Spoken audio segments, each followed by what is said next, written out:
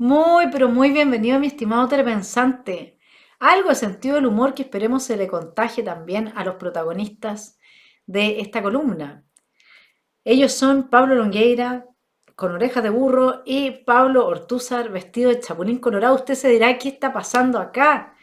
¿Qué tipo de columna trae Vanessa y sobre qué va a reflexionar? Bueno, yo me voy a apoyar en mis reflexiones en los juicios muy sabios de Gonzalo Rojas y de Teresa Marinovich, para hablarles un poco de cómo se está tomando el relato del acuerdo generado, ese acuerdo del que se habla, que es el acuerdo por Chile, que supuestamente va a permitir encauzar un proceso constituyente dentro de, uno diría, un flujo que no se desborde hacia la refundación de Chile, la destrucción de la unidad territorial del país, el desmantelamiento absoluto de su institucionalidad republicana. Eso es lo que está en juego.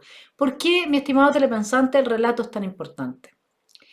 Política es retórica y sofística. La diferencia es que en la sofística se engaña y se usan falacias, y en la retórica se argumenta. Eso es lo que dice Aristóteles.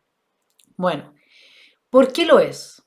Porque si yo quiero justificar algo delante del público, tengo que hablar, persuadir. Y esencialmente la persuasión pasa por establecer la convicción moral en la ciudadanía respecto a que mi propuesta es la mejor de las propuestas posibles y apunta hacia el bien de todos. La política es eso. Quien logra instalar un relato que persuada a los demás de que ese es el buen camino, aunque los lleve al despeñadero, es el que gana. Y usted vio que esto surtió efecto después del 18 de octubre de 2019, cuando nadie de los que salió a la calle, o muy pocos, una ínfima minoría, salió a protestar porque estaba molesto con la constitución de 2005. Revise las encuestas, aquí lo hemos hecho, la encuesta CEP. De 2015 a 2019, el tema reforma constitucional nunca llegó ni siquiera al 5% de preocupación ciudadana dentro de las prioridades.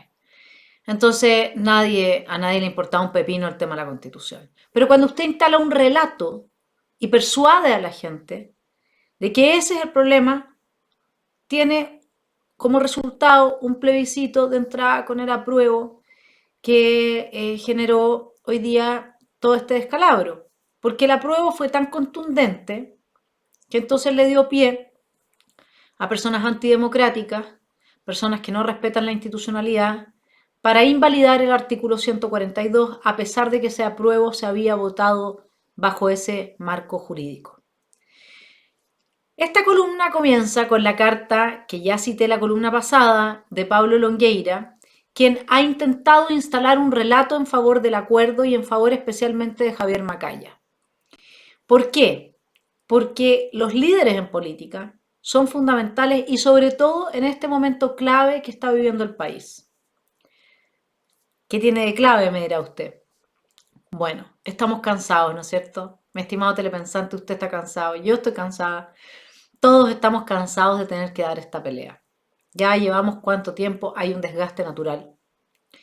Pero como lo verá en el programa del viernes, que está convidada Gloria Navellán y Rocío Cantuaria, no nos podemos dejar, ese es uno de los temas, no nos podemos dejar agotar o no podemos dejarnos abatir. Tenemos que seguir adelante y con ánimo y con la esperanza de que de alguna forma vamos a lograr enderezar el rumbo. Todavía no se ve la forma, mi estimado telepensante. ¿Por qué? Porque a lo que se enfrentan los sectores democráticos es a un sector antidemocrático, que es el Partido Comunista del Frente Amplio. ¿Qué significa ser antidemocrático? No querer jugar con las reglas del juego si estas no me convienen. ¿Qué hago yo como político demócrata frente a un sector que no juega con las reglas, las quiere establecer a su pinta? Y si yo no estoy dispuesto a concederle eso, me hace paros, huelgas, me destruye las ciudades, etcétera. ¿Qué se aplica ahí?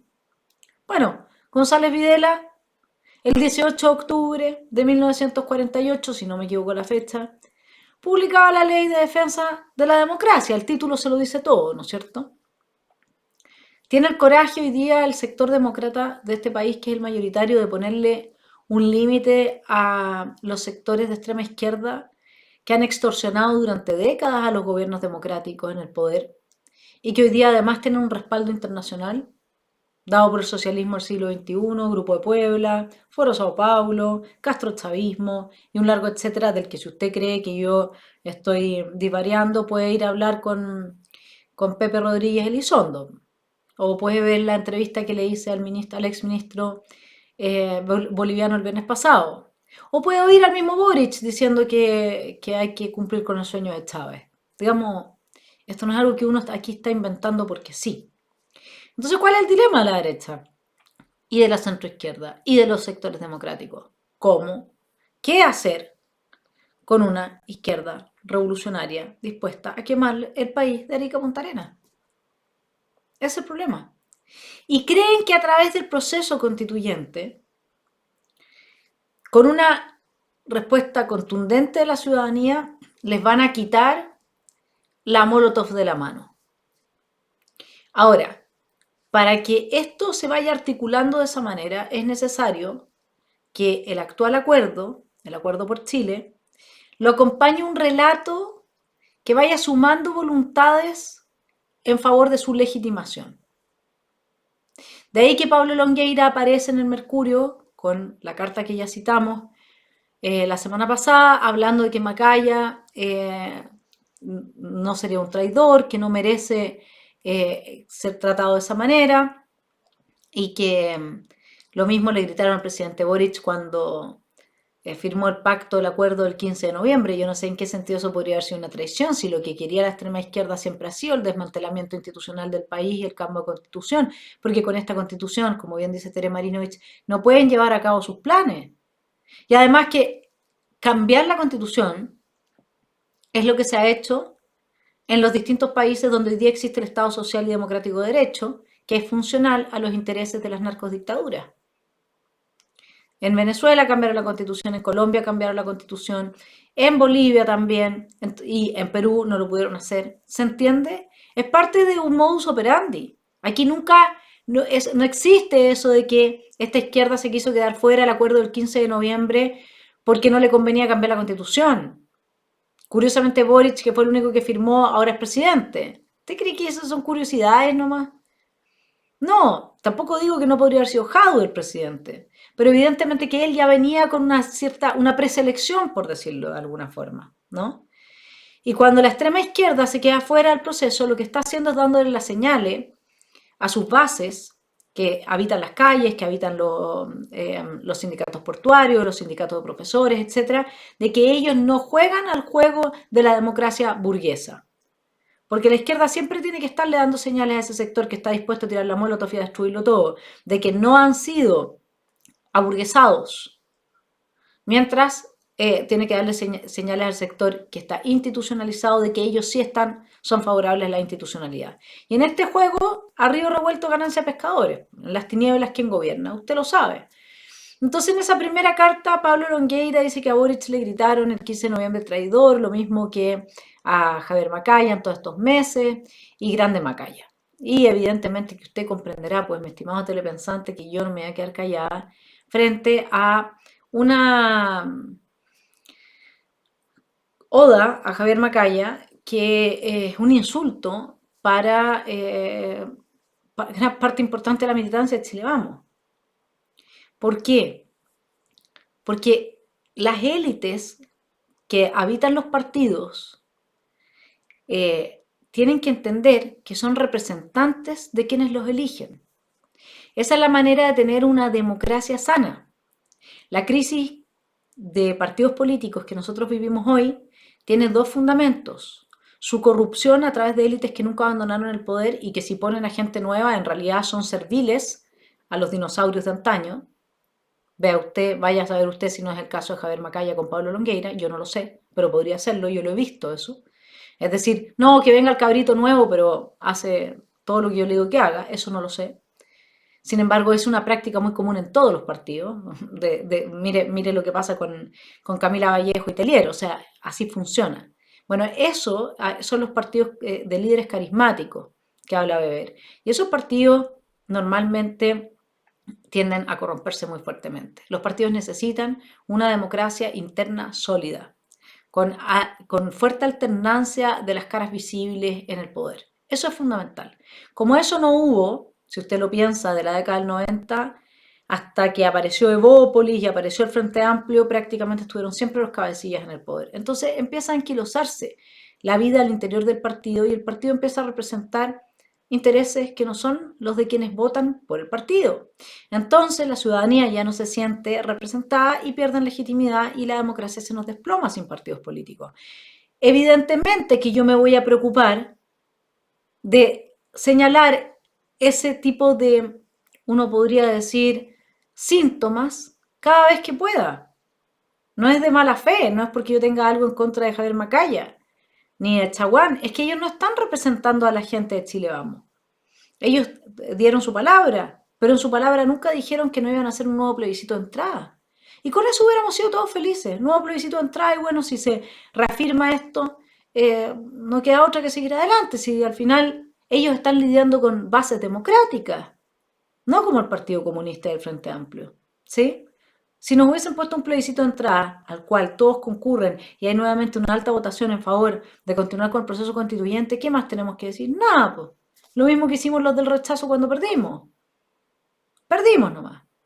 Pero no, ellos no quisieron hacer plebiscito de entrada. Entonces, en ese sentido, hay una sensación de parte de toda su base y de parte de quienes habitamos la centroderecha, la derecha, etcétera, de traición al principio de representación.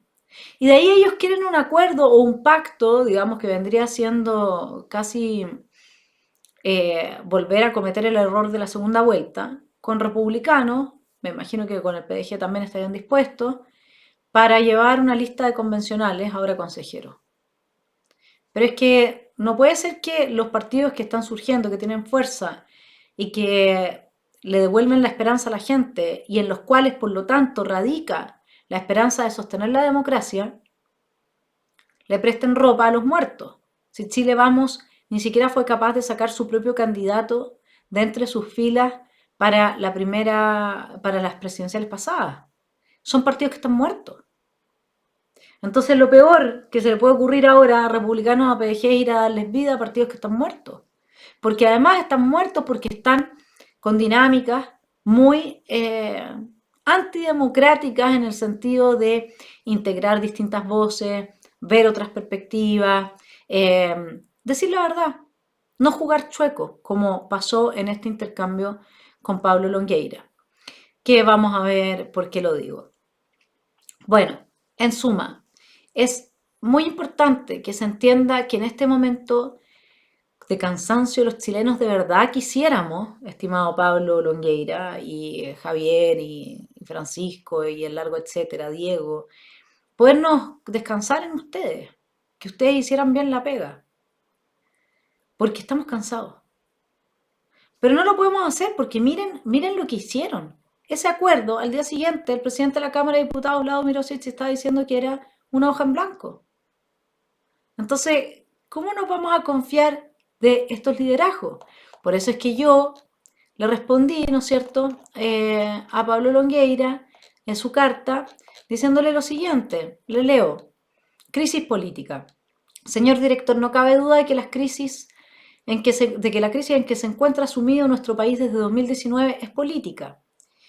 Prueba de ello han sido el desmembramiento de la democracia cristiana y el rotundo fracaso de Chile Vamos en las últimas primarias, donde eligió a un candidato que no pertenecía a sus filas, luego derrotado por José Antonio, ¿no es cierto? De ambas experiencias, los ciudadanos esperamos surjan actitudes de humildad y sabiduría. Lamentablemente no es lo que observamos haya primado en el acuerdo por Chile que deja, yo pensé en ese momento que dejaba escaso margen de gestión a los futuros consejeros, pero ahora que ya me aclaró Vlado Mirosevich que es una hoja en blanco, ya sé que pueden hacer lo que quieran, digamos. O si se lo toman en serio, los consejeros prácticamente van a quedar deslegitimados frente al pueblo de Chile porque cualquiera los va a poder acusar de que no podían hacer nada y que no podían realmente crear una nueva constitución porque todo venía precocinado. Entonces, ¿cómo no se les ocurre esto?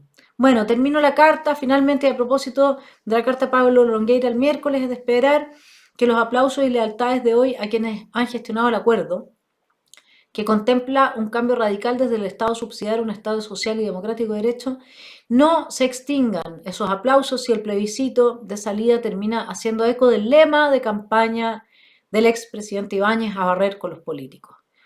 ¿Por qué? Porque ya vimos en la segunda papeleta del plebiscito de entrada que estábamos en eso, a barrer con los políticos. Nadie quiso que los políticos formaran parte de la convención constituyente.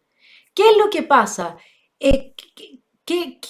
¿Cuál es el gran problema acá? El problema es que uno no ve que este acuerdo por Chile tenga en vista el bien común. Y entonces uno se pregunta, ¿seré yo que estoy equivocada? Hay otras personas que piensan como yo respecto de que este acuerdo difícilmente vaya a contribuir con el bien común. Los dejo con Teresa Marinovich. La razón que ha dado la derecha para impulsar activamente el acuerdo constitucional es que hay que cerrar este tema, es que hay que zanjar el asunto, hay que recuperar la normalidad.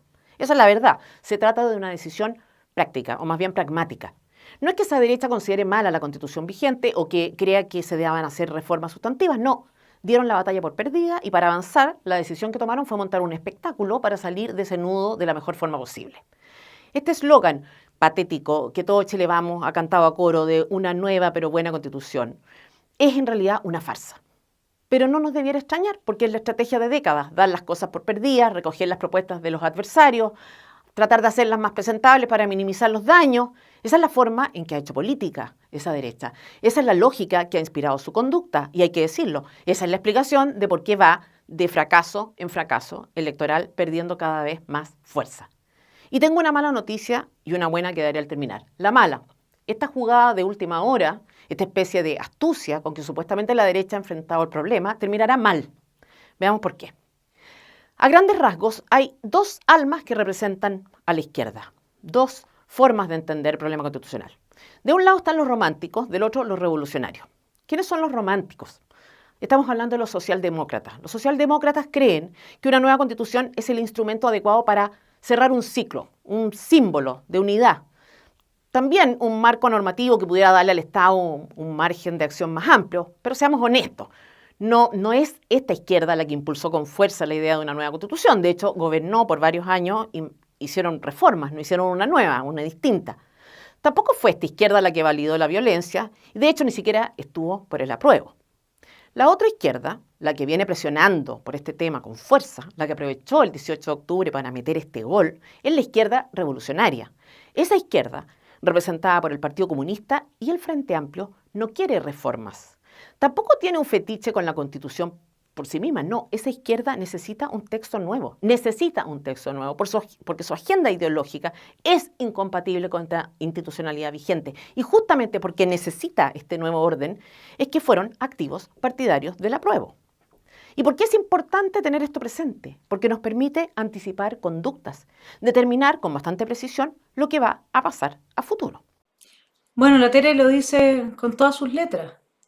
El texto nuevo tiene que ser afín a la agenda ideológica de la extrema izquierda. ¿Cuál es la parte que digamos que los sectores demócratas no están entendiendo? ¿Creen que de verdad van a poder jugarles la pasada? ¿Qué pasa si es que la izquierda no logra el tercio o se queda bajo la mesa en la elección de los consejeros? ¿Van a hacer otro acuerdo para que sí tengan la representación que merecen? ¿Para que no les rodeen, en este caso el Consejo ex convención, y dejen trabajar a los consejeros antes constituyentes? ¿Eso es lo que van a hacer? ¿Otro acuerdo más de esa índole? Entonces, ¿cuál es la opción, me dirá usted? Bueno, en Chile tiene que volver a imperar la ley y el Estado de Derecho. Hay que hacer un gran acuerdo sobre eso, con jueces, hay que limpiar el Poder Judicial, hay que tener penas de cárcel para los que violan la Constitución y las leyes. Y empezando por las élites, después seguimos por el crimen organizado y el narcotráfico y el narcoterrorismo. Pero hay que partir por las élites. Las élites tienen que jugar el juego democrático. Y si no lo juegan, tienen que pagar el costo que eso implica. Si nosotros tenemos legislación al respecto, hay que aplicarla. Ahora,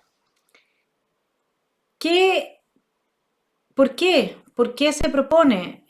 ¿Por qué yo propongo que esa es la estrategia?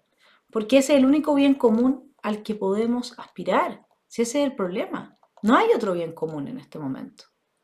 Entonces, yo quiero volver ahora con Pablo Longueira, porque él insiste en esta retórica de generar una legitimidad a través del Mercurio en ese público que al mismo tiempo tiene mucha influencia en otros públicos para que este acuerdo logre viabilidad democrática, que no la va a lograr si la misma gente que se sumó al acuerdo ya lo borró con el codo y lo dejó como hoja en blanco. Pero él, imagínense lo que planteó, acuerdo por Gabriel Valdés.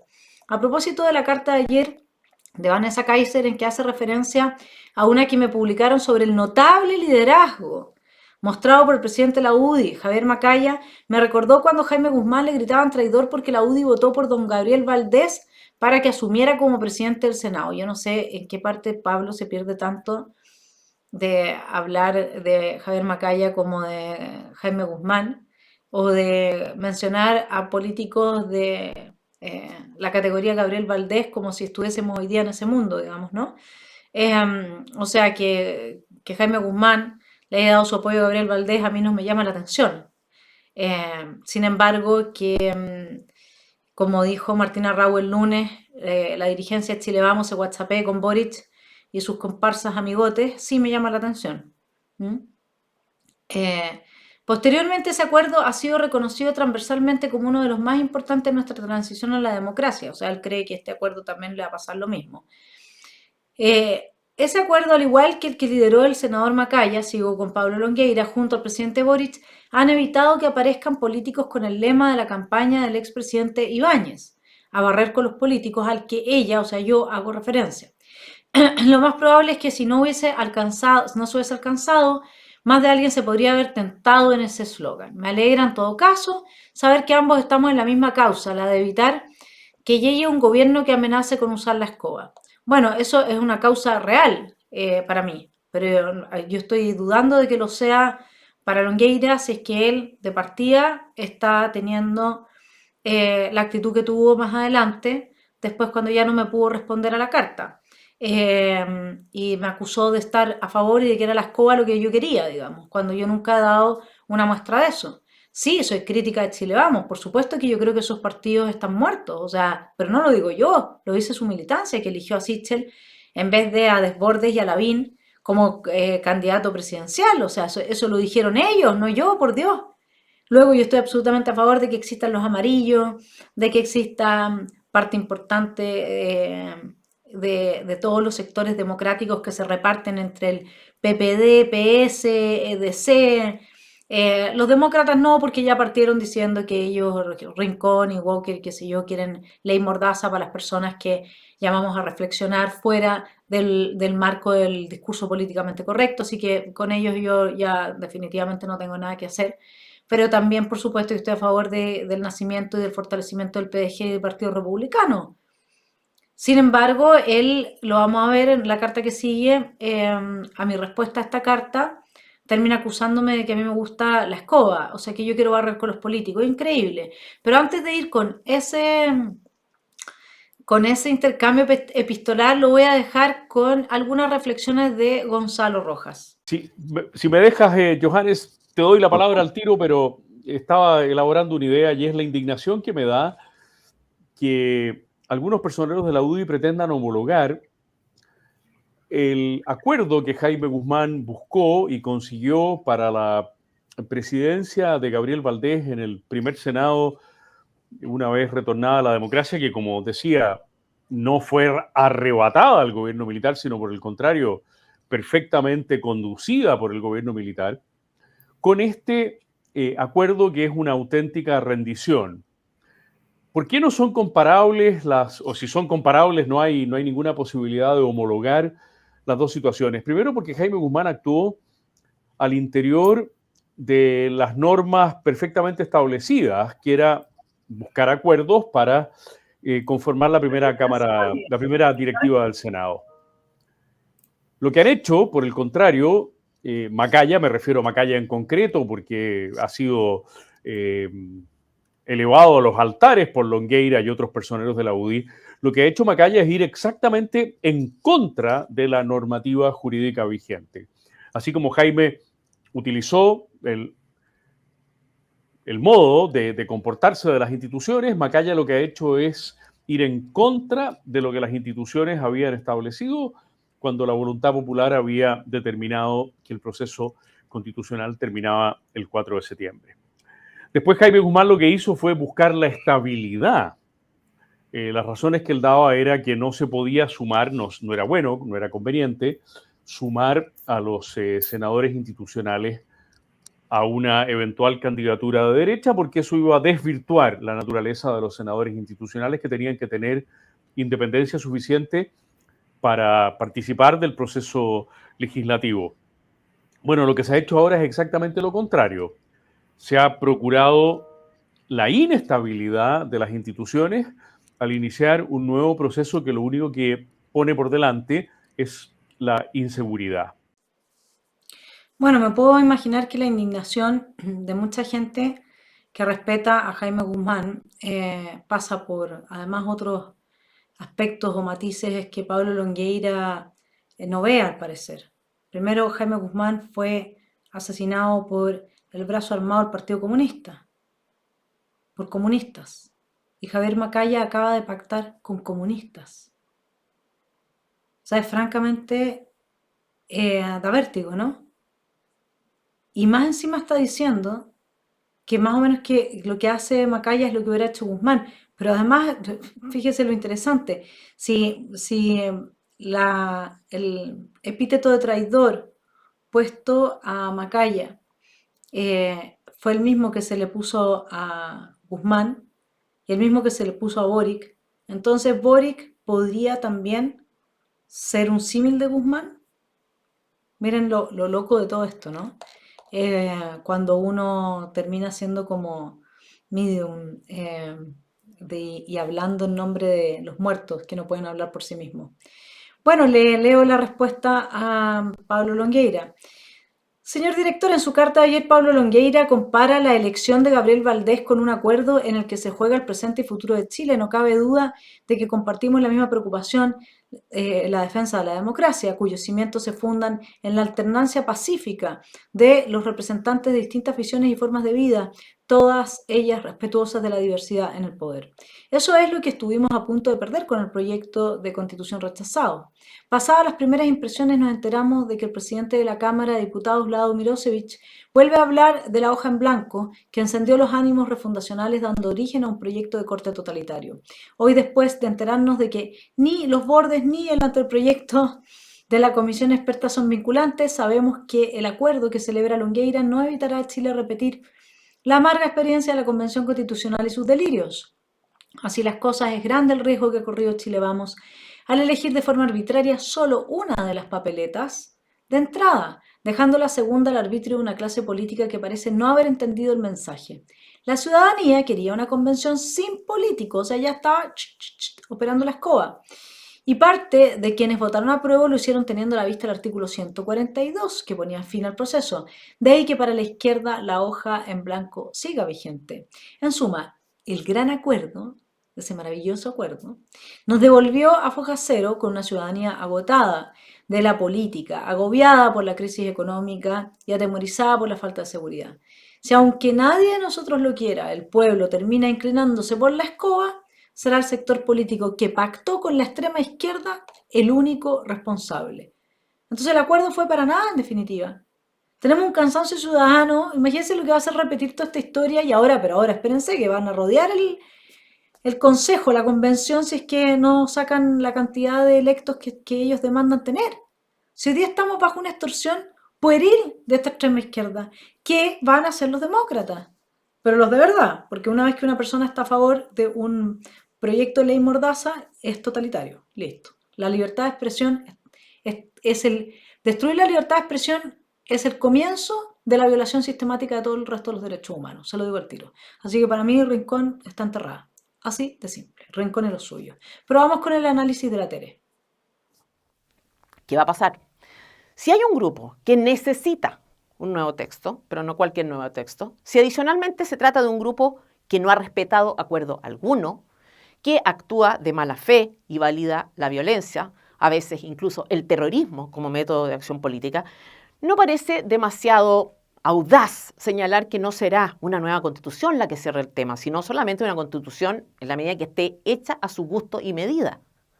Responde entonces la derecha cuando uno hace ver estos puntos, es que los términos de este acuerdo ponen límites, es que hacen prácticamente imposible llegar a un texto como el que les gustaría a esa extrema izquierda. Y es verdad, en la medida en que el acuerdo se respete. Asumamos, sin embargo, que eso pasa, que terminamos con un buen texto, que esa ultraizquierda queda aislada y no plasma sus ideas nefastas en el texto nuevo. Asumamos además que el texto se aprueba, es decir, consideremos factible el escenario más optimista. ¿Qué va a hacer esa ultraizquierda? ¿Va a renunciar a su agenda? ¿Va a abandonar la lucha? ¿Va a dejar de exigir cambios estructurales como los que quiere? Es relevante, es fundamental determinar esto, insisto, con toda precisión. Por una razón obvia, los temas se cierran, las negociaciones concluyen cuando las partes involucradas quedan conformes y, más importante aún, cuando son de fiar. En otras palabras, el tema constitucional quedará cerrado, total o parcialmente, solo en la medida en que este texto nuevo haga posible esa revolución que ellos quieren, o al menos permita avanzar en esa dirección. No habrá firma o acuerdo exitoso si el resultado del proceso no cumple con esas expectativas suyas. Y esa es la mala noticia. Bueno, quedó súper claro, ¿no es cierto?, de lo que hemos venido diciendo acá desde el canal también. Si no hay nada que negociar con una izquierda que no es democrática. Pero eso es, a ver, introducción a la ciencia política. Le voy a leer cómo me respondió Pablo Longueira. La carta de ayer, Vanessa Kaiser, me recordó el día que conocí a Jaime Guzmán en octubre de 1981 en su modesto departamento en la calle Galvarino Gallardo, en Providencia. Siempre he considerado que ese día abracé la causa del gremialismo. En ese momento la prensa clasificaba a los partidarios del gobierno militar entre duros y blandos. El gremialismo eran los blandos. A fines del 82 me pidió que no volviera al mundo privado y lo acompañara a crear un partido de derecha comprometido con los pobres. Por cierto, nunca me imaginé que esa decisión me llevaría a permanecer más de 35 años en política. Hago este recuerdo porque desde esos tiempos hasta ahora he conocido ambas almas de la derecha, las que perduran con distintos matices hasta hoy. Conociendo a Jaime Guzmán como pocos, no tengo duda de que hubiese liderado y firmado el acuerdo al que llegó el senador Macaya con el presidente Boric. Qué vergüenza. Más cómodo, o sea, con los comunistas. Más cómodo y fácil era no hacerlo. Los conductores del gremialismo no lideran un partido más. Es uno que está indivisiblemente ligado a su fundador. Guzmán jamás dejó de hacer algo que estimara fundamental para el país por evitarse desagrado. Ya, pues, ¿en qué está Javier? Ya sabes cuál es la ruta. Tan coherente fue durante toda su vida que nos impidió a los 14 jóvenes diputados de la UDI de esa época hablar en la reforma que le costó su vida, porque nos dijo que todos estábamos formando nuestras familias y teníamos hijos. Macaya no hizo otra cosa que imitar con coraje lo que habría hecho Guzmán. ¿Qué quiere decir con eso, que está amenazado de algo, Javier Macaya? El acuerdo para redactar una nueva constitución es extraordinario. Una hoja en blanco. Ojalá ambas derechas estén a la altura y pongan los intereses del país por sobre los proyectos personales y partidistas yendo en una sola lista. Lo dice él, que nunca ha tenido proyectos personales ni partidistas. De no ser así, la derecha perderá muchos convencionales en todas las regiones del país. De ocurrir, puede que a los responsables el pueblo los barra con la escoba que tanto le gusta a Vanessa. Imagínense. Bueno, yo aquí voy a dejar que hable el que más sabe respecto a Jaime Guzmán, porque en esta carta fue donde Pablo Longueira con mayor intensidad habló de su experiencia. Así es que, don Gonzalo Rojas, es suyo el podio. Y en tercer lugar, lo que me parece más grotesco es que se cite a Jaime Guzmán contra la constitución de Jaime Guzmán. O sea, que se pueda decir que Jaime Guzmán habría apoyado un acuerdo como este, cuando en realidad un acuerdo como este lo que está haciendo es ir en contra directamente del principio fundamental establecido en la Constitución, a la cual Jaime le dedicó miles y miles de horas de trabajo y al fin de cuentas le rindió su vida, como es el principio de subsidiariedad. Entonces, cuando tenemos a un Macaya que defiende el Estado social de derecho, es evidente que ese Estado social de derecho está planteado como una fórmula contradictoria superadora de la subsidiariedad. Entonces, lo que me parece más grotesco es que personas como Pablo Longueira estén sosteniendo que Macaya está haciendo lo que habría hecho Jaime Guzmán, cuando esto significa que Jaime Guzmán habría estado en contra de Jaime Guzmán. Bueno, esa es la respuesta de Gonzalo Rojas, que todavía no había leído todas estas otras cartas que han salido. Esto lo está él diciendo solamente a partir de la primera carta que yo le leí de Pablo Longueira, que realmente se merece las orejas de burro que le pusimos en la miniatura. Porque ahora usted entiende que esas orejas de burro son reales, digamos. O sea, Jaime Guzmán yendo a firmar un acuerdo con el área, con políticos de la ideología que empuñó el arma en su contra y le costó la vida, y además un acuerdo en contra de su propia constitución. Es para ponerle oreja de burro. Dígame si sí o si no. O sea, y todavía fui cariñosa y amable, buena y respetuosa. ¿Sí? En la carta que le respondí hice lo mismo. Señor director, cuando Jaime Guzmán fue asesinado por comunistas en 1991, yo tenía tan solo 14 años, uno más que Javier Macaya. Nuestra generación no lo conoció como Pablo Longueira. Sin embargo, resulta difícil imaginarlo concurriendo a pactos con sectores antidemocráticos que al día siguiente borran con el codo lo que han escrito con la mano, dejando en blanco una hoja cuyo contenido tampoco creo hubiese respaldado. Y es que, como hizo notar Carlos Uneus, los bordes obligan al cambio de régimen presidencialista y subordinan a las Fuerzas Armadas al poder civil en lugar de consagrarlas a la Carta Fundamental. Además, se establece un Estado social de derecho que indudablemente Guzmán hubiera entendido es un modelo muy distinto al subsidiario que él prefería, siguiendo su vocación por ayudar a los más pobres, así como de un Estado benefactor que se preocupa de los equilibrios macroeconómicos y de la economía interna para poder hacer efectiva la provisión de los derechos sociales. Después vamos a volver sobre este punto. Guzmán estudiaba a fondo, sabía de lo que hablaba, gustara o no su perspectiva, y era coherente. Creo que ni siquiera sus detractores más acérrimos estarían en desacuerdo con esta descripción. En suma, es ardua la tarea que se ha impuesto Pablo Longueira cuando decide asumir la vocería de una persona fallecida. Probablemente sea esa la causa de su propia incoherencia, pues luego de haber reconocido compartir conmigo la preocupación por el surgimiento de líderes populistas, lo cito en una carta que ya les leí, él dijo: me alegra saber en todo caso que ambos, por él y por mí, estamos por la misma causa, la de evitar que llegue un gobierno que amenace con usar la escoba. Ahora, digo yo, sin ningún argumento razonable que lo respalde, afirma que yo sería partidaria de barrer con los políticos. Como no creo que tenga ninguna mala intención, atribuye su incoherencia a las dificultades propias de la confusión generada por un acuerdo que en realidad es una hoja en blanco. Inicialmente yo tenía ganas de haberle puesto que atribuía su confusión, es decir, que al principio me ubicaba al lado de los demócratas y luego me puso como que a mí me gustaba la escoba. Supongo que si hubiese sido feminista hubiera podido responderle de otra manera. Yo dije, ¿será que como él dijo que hablaba con Guzmán muerto, se cree medium y por eso se confunde, ¿no? Puede ser. Pero en definitiva, no vamos a solucionar, mi estimado telepensante, nunca los conflictos entre los seres humanos. Eso lo sabemos, eso es una quimera y todos estos estados afiebrados de los utopistas, de pensar que este tipo de discusiones en algún momento se van a acabar, son absurdas. Cuando se acaban es porque es totalitarismo, campos de concentración y muertes masivas de gente en manos de burócratas estatales y de criminales como Lenin, Stalin, Mao, Hitler, etcétera, ¿no?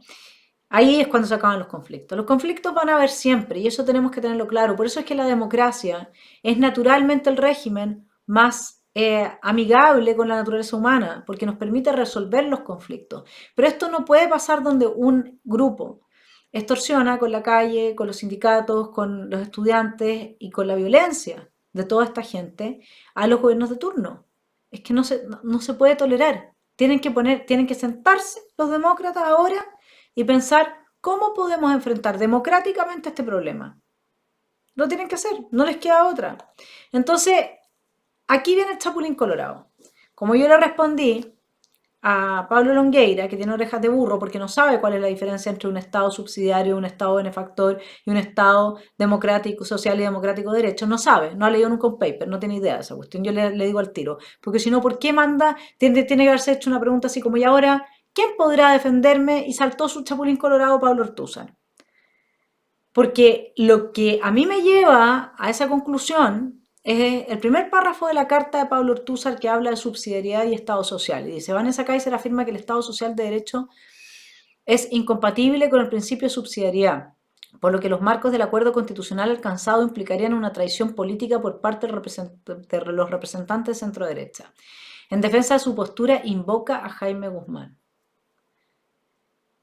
Mi estimado Pablo, no me quedó otra que vestirte de chapulín colorado.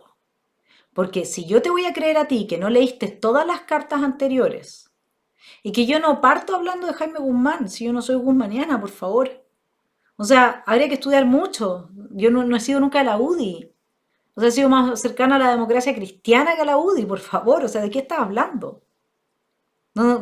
Y además sabes perfectamente, porque después citas a Ayn Rand. Ayn Rand, la súper dura, la súper extrema, etc. Pero es que yo tendría que ser muy superficial para basarme en Ayn Rand en mis análisis. Y sabes perfectamente que yo estudio a Hannah Arendt y no citas a Hannah Arendt porque Hannah Arendt sí convoca a gente de la democracia, de centro y también que tienen posiciones más firmes, pero todos demócratas. Entonces, Chapulín Colorado, ahora ¿quién podrá salvarme? Y Pablo pensó en su tocayo y entonces saltó el tocayo. ¿Ah? Y entonces yo quedé como que yo invoco a Jaime Guzmán. Creo que es la primera vez que hablo de Jaime Guzmán en mi trayectoria, digamos. Y esto estaba dentro del contexto de la discusión con Pablo Longueira. Entonces tú armas la falacia del hombre paja, ¿m? Sacas de contexto mi respuesta y me dejas a mí como una persona que en el fondo se está apoyando en Jaime Guzmán para hablar en contra del Estado social de derecho. Y lo más increíble, Pablo, es que en toda la carta tuya no hay absolutamente ninguna referencia bibliográfica que respalde tu interpretación bastante, digamos, naif del Estado Social de Derecho, porque el Estado Social de Derecho hoy día sí está siendo implementado, como digo en mi carta donde te respondo, en Venezuela. ¿Te gusta? Tú mismo aquí has hablado en contra de Chilezuela. Tú mismo que ves con angustia que aquí se está instalando, he leído varias columnas tuyas muy buenas al respecto, que aquí se está instalando ese modelo. Pero si ese modelo está en Venezuela, ese modelo está en Bolivia, en narcodictadura. Le leo la carta de Pablo. Después de ese primer párrafo sigue que el Estado social es incompatible con la subsidiariedad, es también defendido por intelectuales estatistas de izquierda. Porque es verdad, pues Pablo. ¿Mm? Esto porque identifican sociedad y Estado, tanto como Kaiser, es decir, yo parece identificar, suerte que por lo menos usa parece, sociedad y mercado. O sea, me quiere poner al lado como del neoliberalismo, Escuela de Chicago, Homo economicus, a mí, una persona que sus dos autores fundamentales son Hannah Arendt y Friedrich Nietzsche. Entonces ya, o sea, perfecto. Ujú. Es que uno para hablar de alguien tiene que saber algo de esa persona y no me cabe la menor duda, porque estaba en la Universidad de los Andes dando una charla de Hannah Arendt hace pocos años atrás, eh, que Pablo sabe que cuando me está hablando de qué está hablando, digamos. Entonces te tuve que vestir de chapulín colorado nomás, po. Así es la vida. ¿Mm? Porque el hombre paja es una falacia además básica, que a mí lo que más me preocupó de esta carta en realidad fue cómo uno puede pensar que sus lectores tienen un nivel tan bajo de comprensión lectora, digamos. Porque cualquier lector inteligente que repare en esta carta de Pablo Ortúzar sabe que yo nunca usé a Jaime Guzmán para apoyar mi tesis en contra del Estado Social de Derecho, en términos de que Jaime Guzmán fuese aquello sobre lo cual yo estaba discutiendo sobre el acuerdo. Hablé de Ibáñez, el que metió a Guzmán fue Pablo Longueira, no yo. Entonces, este salto cuántico entre Pablo Longueira y Pablo Ortúzar, por supuesto que muestra una mala praxis. Pero si en la esfera pública, para poder dialogar, aunque sean posiciones en conflicto, tenemos que respetar las reglas básicas de la comunicación. Entonces hay que ser sincero, hay que ser honesto. Pero uno no puede usar la falacia del hombre paja para instalar un nuevo tema y lograr que el otro zafe de tener que responder lo que tenía que responder, ¿no? Entonces, me pone a mí como que yo identifico, parece que yo identifico la sociedad y el mercado. Yo soy arentiana, lea la condición humana y de ahí hablamos, ¿ya? Sin embargo, la idea de que las organizaciones intermedias deben tener prioridad frente a la intervención directa del Estado para administrar y resolver sus propios asuntos no solo es afín, sino que parece exigida por la defensa de los derechos humanos y el pluralismo que caracteriza el Estado social de derecho. Pero acá no hay nada de eso, Pablo. No has leído a los autores del Estado social de derecho. No existe esa idea de que habrán organizaciones intermedias proveyendo de prestaciones asociadas a servicios sociales al mercado o al ciudadano que lo demanda. No existe tal cosa. Existe colectivos que tienen derechos colectivos, eso sí, frente a los cuales desaparecen los derechos individuales.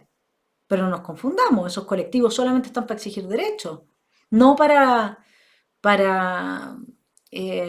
dar prestaciones a la ciudadanía del tipo de la salud, la educación, etc. O sea, por favor, Estado Social y Democrático de Derecho, Pablo Ortúzar, artículo primero del proyecto de Constitución rechazado. Y todo el articulado que seguía era coherente con ese artículo primero. Y me vienes a decir a mí que sí podían bajo ese artículo dar prestaciones las organizaciones intermedias no estatales a la ciudadanía de servicios básicos asociados a derechos sociales, no podían. Se quedan proscritos. Por algo en uno de los bordes está establecido que tienen que poder hacerlo.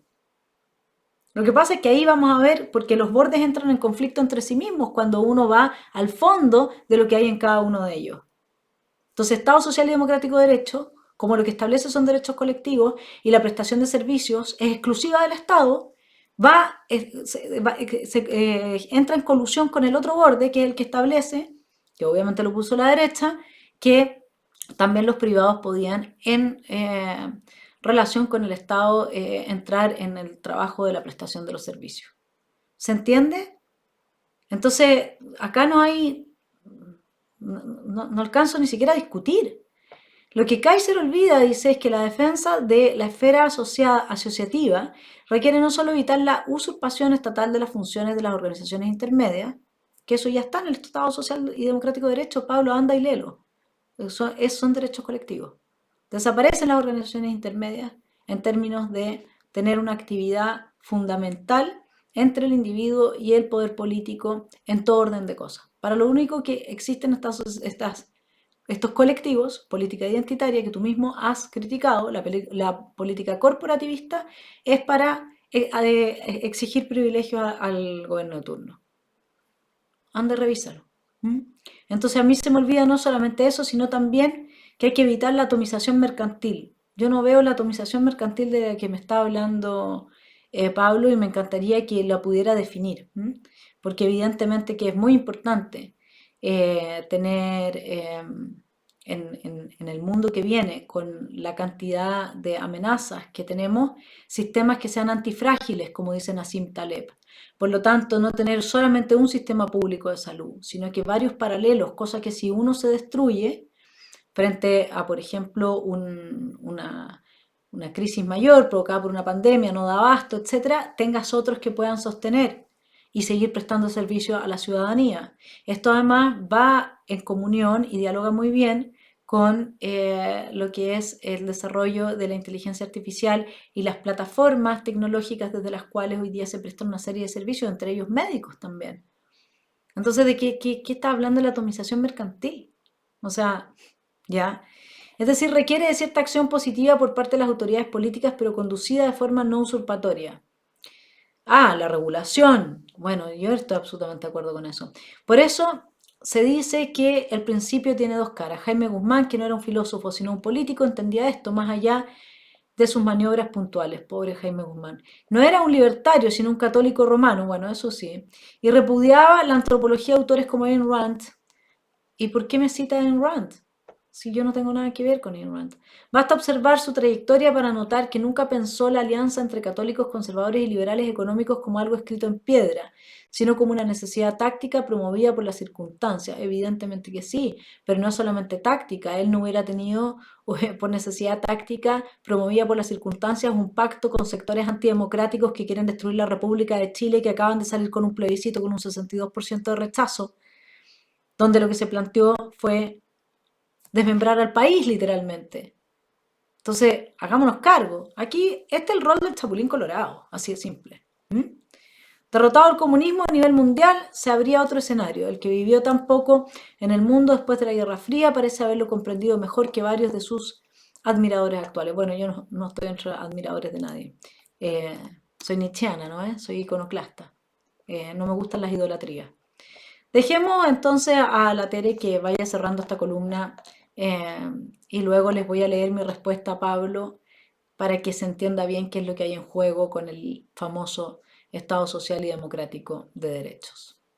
Porque si la idea era cerrar el tema, la única forma real de que eso pase es que los extremistas ganen o al menos avancen.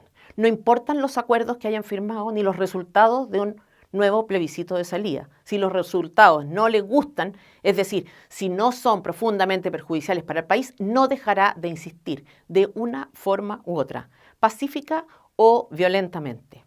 Dicho esto, y teniendo presente cuál es la forma en que habitualmente se conduce este grupo, no parece razonable ni inteligente concurrir a la firma de un acuerdo con una contraparte que tiene este ánimo, que es precisamente lo que ha hecho la derecha, con su habitual falta de perspectiva y sentido estratégico de largo plazo, de esa derecha llena de mediocres intelectuales, de pusilánimes de carácter, de serviles a Piñera, que sin ser uno de ellos adolece, sin embargo, de la misma falta de perspectiva, de la misma incapacidad de hacer análisis profundo, por falta de formación humanista. Bien, mi estimado telepensante, queda clarísimo. Son pungas nomás, intelectualmente. Y no creen en la meritocracia. El problema de la derecha es que afirma creer en el libre mercado, pero no cree en la meritocracia. Ese es el problema, de fondo. Entonces, la derecha, salvo excepciones, son personas que no saben. Cuando Diego Schalper dice, bueno, ¿y cuál es el problema con la Agenda 2030? Compadre, ¿has leído las críticas a esto? No sé, pues, ¿has visto lo que significa realmente avanzar esos maravillosos objetivos de desarrollo social, lo que significa detrás de esto, qué es lo que hay? ¿Por qué nadie le hace una entrevista en profundidad sobre algo así a personas que tan fácilmente siguen eslogans y se encubren detrás de ellos? Bueno, pero vamos con la respuesta a Pablo Ortúzar. Señor director, Pablo Ortúzar irrumpe en el intercambio epistolar con Pablo Longueira en el momento en que se tornan necesarios argumentos de fondo, descontextualizando la discusión, pero aportando un nuevo enfoque. Entonces ya yo no me quise defender, ¿no es cierto? Porque, ¿qué me voy a defender? ¿Para qué? O sea, acá lo que estoy haciendo es mostrarle a usted cómo esta retórica se va instalando y va legitimando todo lo que nos pasa. ¿Quién fue el que apoyó a Boric en esto de que el artículo 142 no tenía vigencia? Carlos Peña, pues. ¿Desde dónde? Desde el Mercurio. Con esto no estoy hablando más del Mercurio, pero estoy diciendo todos estos medios van generando opinión, van legitimando los avances de un proceso constituyente que va a terminar por desmantelar el país. Entonces no podemos dejar, por muy agotados que estemos, que simplemente legitimen un discurso de esa índole. Y menos todavía lo que hizo aquí Pablo Ortúzar con el Estado Social y Democrático de Derecho, si es que no citó ni siquiera un paper, digamos. Y acá les voy a decir por qué no lo pudo hacer. Quizás después saca uno bajo la manga, pero usted tiene la implementación de este modelo en Venezuela, Ecuador, Bolivia y Colombia. Vaya a ver cómo están. Sea así de simple. Entonces, señor director, Pablo Ortúzar irrumpe en el intercambio epistolar con Pablo Longueira en el momento en que se tornan necesarios argumentos de fondo, orejas de burro, descontextualizando la discusión, Chapulín Colorado, pero aportando un nuevo enfoque. Vale la pena profundizar en lo que entendemos por Estado Social de Derecho. Para ello, como lo haríamos con cualquier otra materia, es necesario ir a las fuentes, estudiar a fondo a los autores que desarrollaron el concepto y tener una idea clara que sirva para contrastarlo con el Estado subsidiario, que se enfoca en los más pobres, y el Estado benefactor, que pone énfasis en la solidez del mercado para asegurar la provisión de derechos sociales. Fundamental para pensar en el futuro de Chile es entender que el Estado social de derecho asume, primero que todo, mi estimado telepensante, el valor de la igualdad sustantiva, rechazada en el proyecto. Regula constitucionalmente el proceso económico y sus principales actores, rechazado en el proyecto. Limita el derecho a la propiedad supeditándolo a que cumpla su función social, rechazado en el proyecto. Asume la transformación funcional y estructural del Estado, por la cual éste se convierte en gestor de prestaciones y servicios, rechazado en el proyecto de salida. Tutela la economía a través de la planificación y regulación. Cumple la función de remodelación social reconociendo la existencia de una estructura social injusta que debe ser corregida a través de su accionar y concibe las relaciones Estado-sociedad civil como interrelacionadas y no autónomas. Rechazado en proyecto. Esto lo saqué de autores como Blanc, Sotelo, García Pelayo y Rey.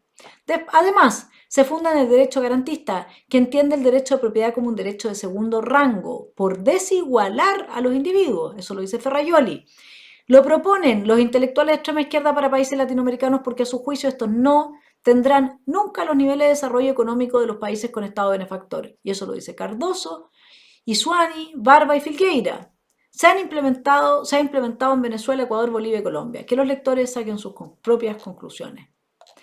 Finalmente, la retroexcavadora continúa porque si es que no les sale el acuerdo y terminan con reformas solamente al interior del Congreso, como la izquierda no es tonta y ya tiene absolutamente todo planificado y tiene a sus amigos demócratas del lado de la izquierda violenta, yo así lo leo a partir de ya se lo dije, yo tomé una posición. Una persona que atenta contra la libertad de expresión es una persona que está dispuesta a quitarle la vida a la gente, así de simple. Porque la libertad de expresión es lo único que nos defiende de que atenten en contra de nuestra vida, a nivel público, digamos. Así es que para mí los demócratas están al nivel del Frente Amplio y Matías Walker Prieto entonces tuiteó, ¿no es cierto?, que habían aprobado en último trámite el proyecto de reforma constitucional que termina con los quórum legales supramayoritarios. Y ahí usted tiene cómo actúa esta gente. Supongo que la UDI va a votar en contra porque el boletín 15.207-07, el proyecto de reforma constitucional que fue inicialmente presentado para hacer esta reforma de los quórum, cita a Guzmán, dice, el señor Guzmán Jaime afirma que el doble quórum es un requisito adicional necesario para las leyes orgánicas constitucionales y que los 2/3 de los miembros presentes, además, deben constituir mayoría de los miembros en ejercicio. Reconoce que en algunos casos representará una exigencia mayor que la establecida para una reforma constitucional, pero cree que ello tiene su compensación, pues en otros se requerirá de un número menor. Bueno, imagino, estimado Javier Macaya, que para que tú seas coherente con la defensa que ha hecho Pablo Longueira y todo tu partido van a votar en contra de esto, que en definitiva se resume en lo siguiente: sustitúyense los incisos segundo y tercero del artículo 66 de la Constitución Política de la República, cuyo texto refundido, coordinado y sistematizado se encuentra establecido en el decreto número 100 de 2005, por el que sigue. Las normas legales a las cuales la Constitución confiere el carácter de ley orgánica constitucional y las leyes de quórum calificado se establecerán, modificarán o derogarán por la mayoría absoluta de los diputados y senadores en ejercicio. Bien, supongo que después de todo esto la UDI va a votar en contra, porque ahí está citado Jaime Guzmán, para el que le guste.